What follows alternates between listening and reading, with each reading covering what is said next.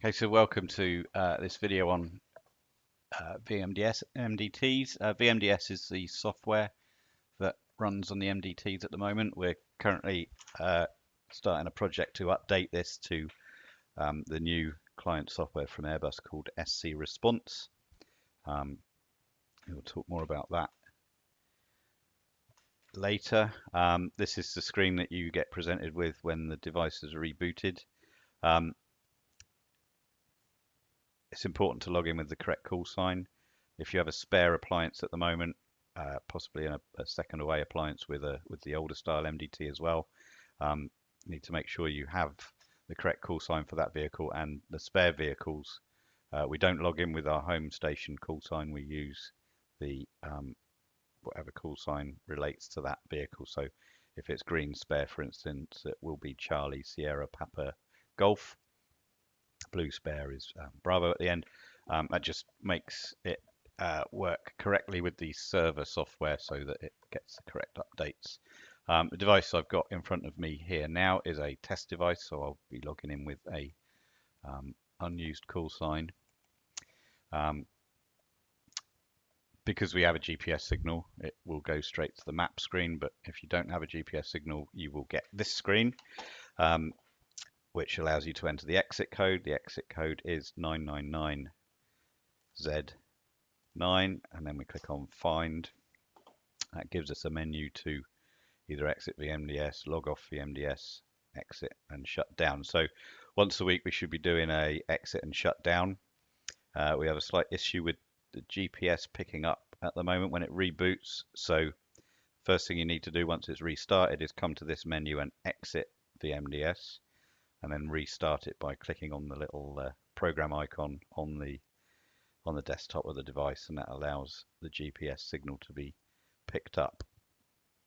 The rest of the screen there is just a normal keyboard, more or less. As we've got characters in the input boxes there, we need to remove those. You can, if you want to remove one character, you click on delete. If you want to remove the whole set of characters, click on clear, and that clears it all out.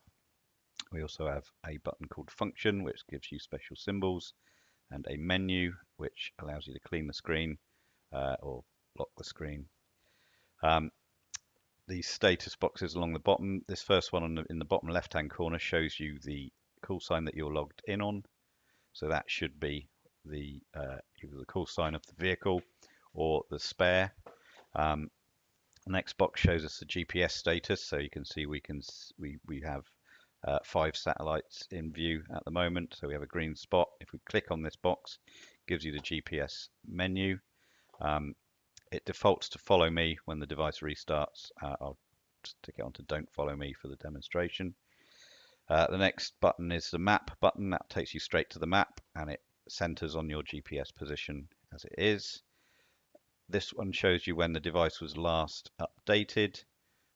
Because this is a test device, it doesn't connect to the server, but it will tell you here where it last connected to the back-end server. And then the last one there gives you any alerts that have come up on the system. This one doesn't have any at the moment. So this page also gives us different ways of searching for information. So we can search for a location by entering the street. We can go directly to any of our fire stations. Just click on a fire station and click on find, and it takes us directly to that location. We can search for risks by addresses or labels or both. You make the type of search you want to do yellow, enter the information. We'll go into that more in a minute.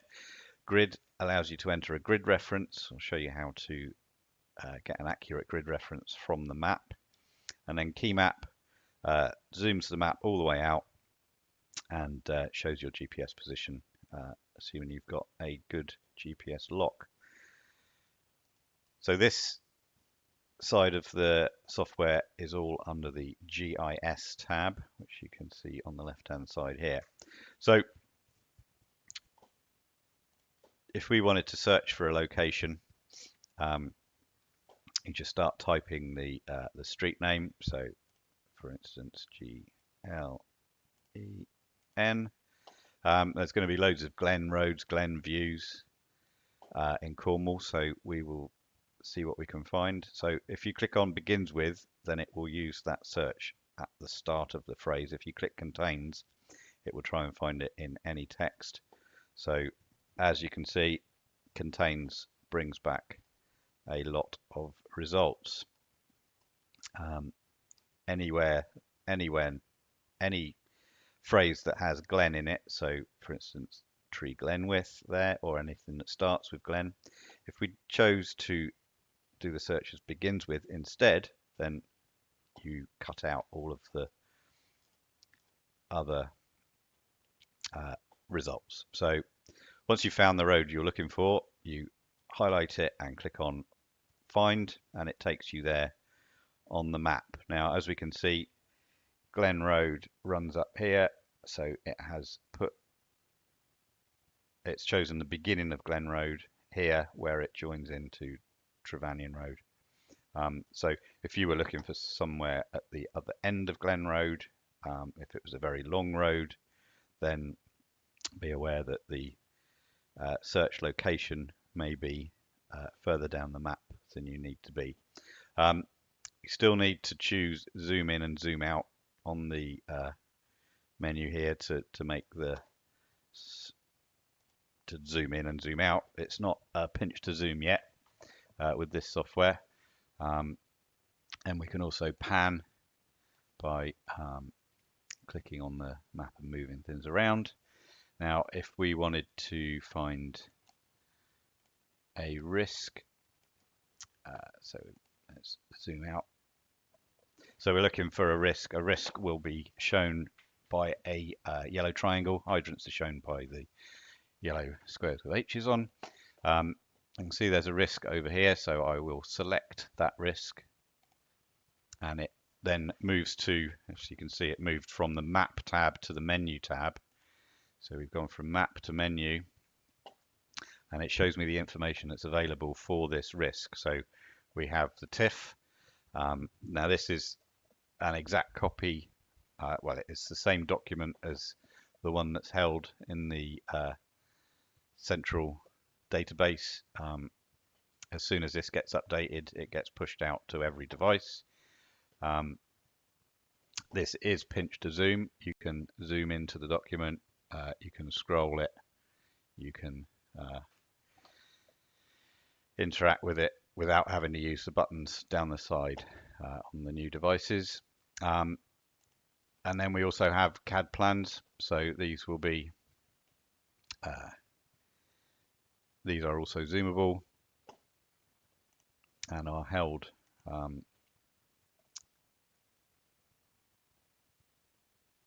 these are updated as they get submitted. Thing to be aware of is that these hydrant locations on this map, they are not selectable. You have to go back to the actual map to select hydrants. So click on a hydrant, you can see the hydrant information. When you have a risk selected,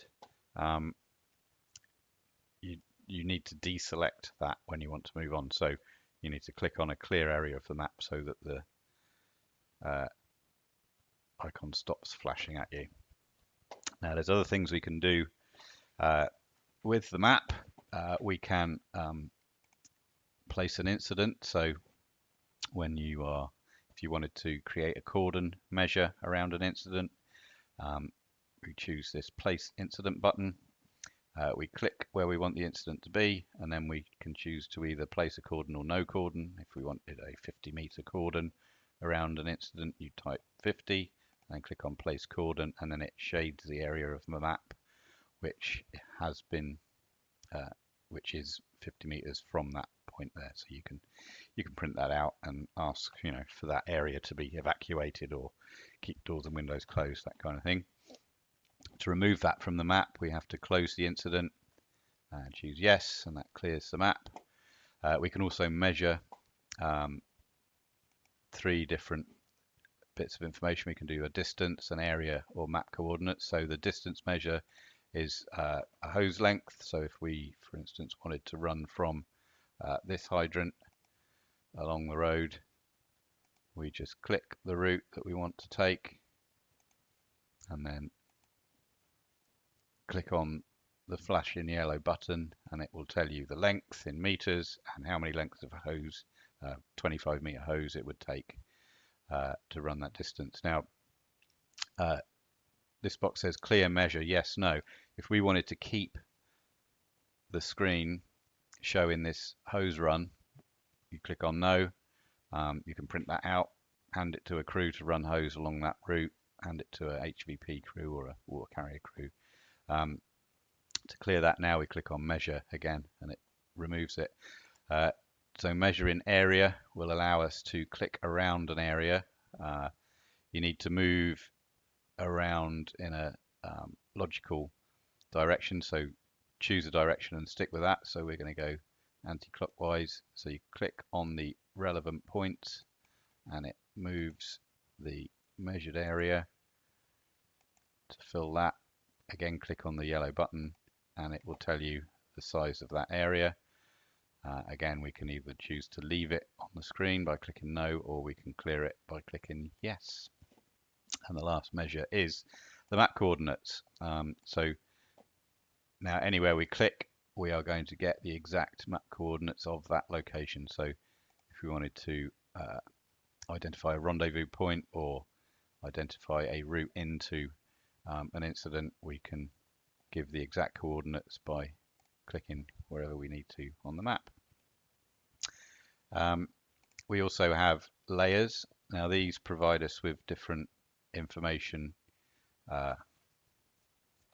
displays. Hydra is the hydrant, so if you deselect it, it removes all the hydrants from the screen, and CMS is the risk information. Again,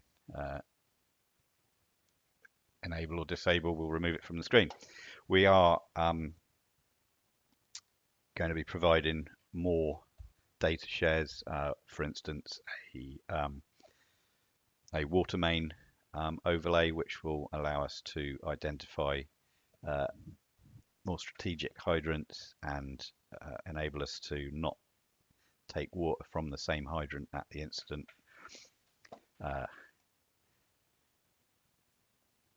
So that, and all of these things, of course, can be printed. Any view you've got, just click on the print button and then click print, and it will print the screen out for you in black and white, of course. So this is all available under the GIS tab.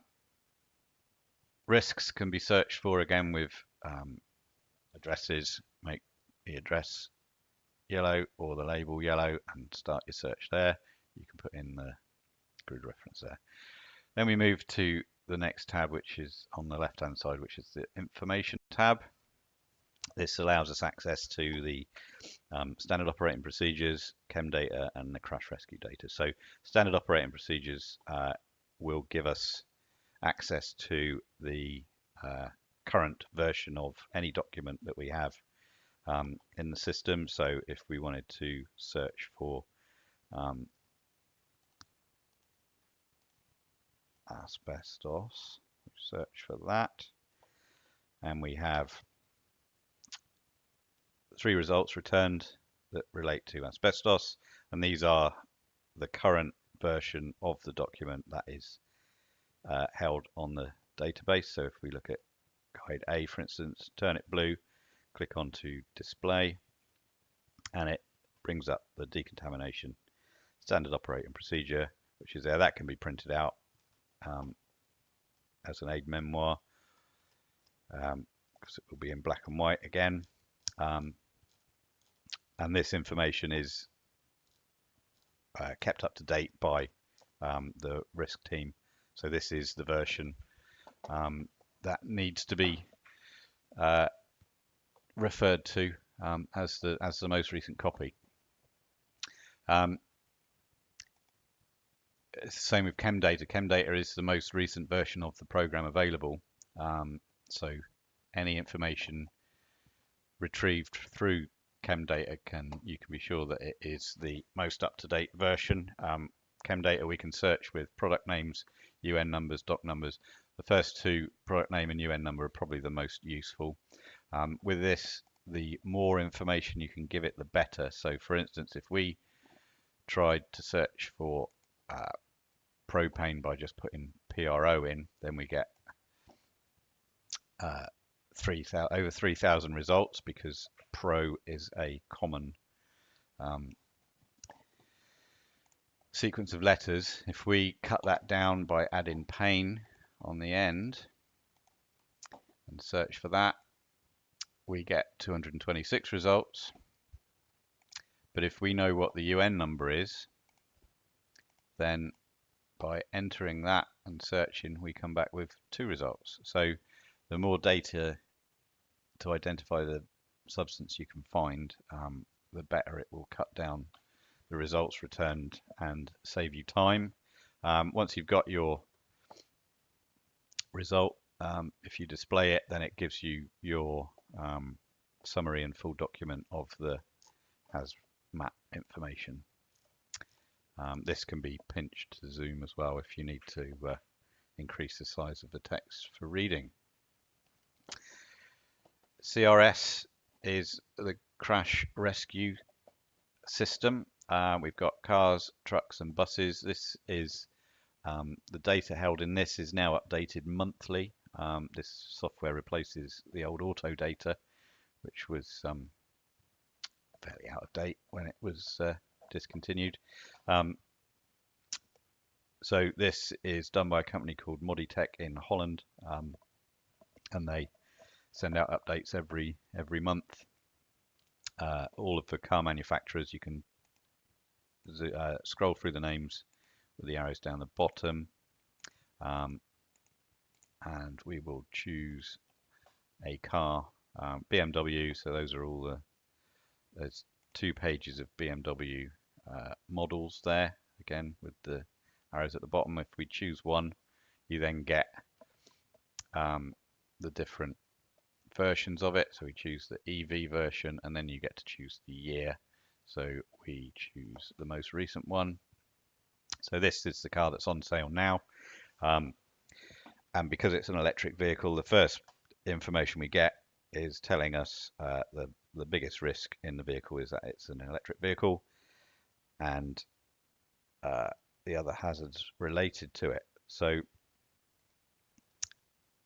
you get a schematic of the vehicle, which you can cycle through, hiding the roof, which allows you access to the other icons. You click on an icon and it comes back with the information related to that icon.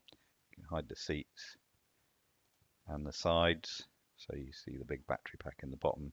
It tells you how to open bonnets, how to disable things, so the deactivation instructions are here, telling you the risks related to the power system and how to disable it. So it shows you physical pictures of the system and how to disable it safely. So the final tab here is the help tab. This is just the included help file that comes with the software. Slightly out of date, but I think we've been using this software for quite a while. We haven't really done any training on it since it was first introduced, so it's just a quick refresher. Thank you for watching. If you have any queries, contact me directly, mark.goodfellow@fire.cornwall.gov.uk. Ask your GTIs, or yeah, just get in touch. So there we go.